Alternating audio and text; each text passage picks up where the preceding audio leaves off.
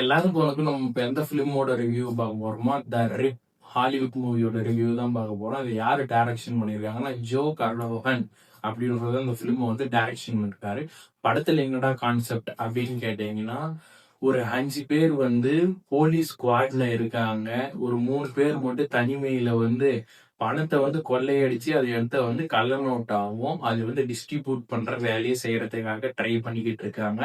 அப்ப வந்து போலீஸ் வந்து அவங்களை தேடி போய்கிட்டு இருக்காங்க. இது வந்து ஃபர்ஸ்ட் ஹாஃபா இருக்குது. அடுத்து செகண்ட் ஹாஃப்ல என்ன பண்றாங்க, அந்த இடத்த விட்டு அவங்க தப்பிச்சு போயிடுறாங்க.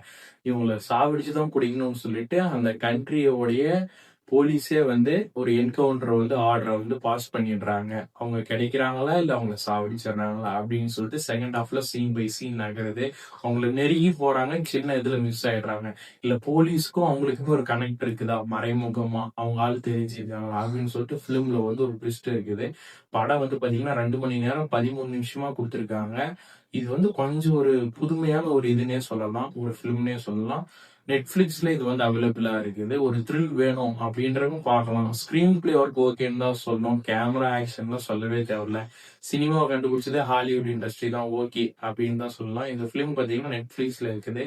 உங்களுக்கு நான் என்ன சொல்றேன்னு புரியும்னு நினைக்கிறேன். மறுபடியும் அடுத்த பட ரிவ்யூவில் பார்க்கலாம்.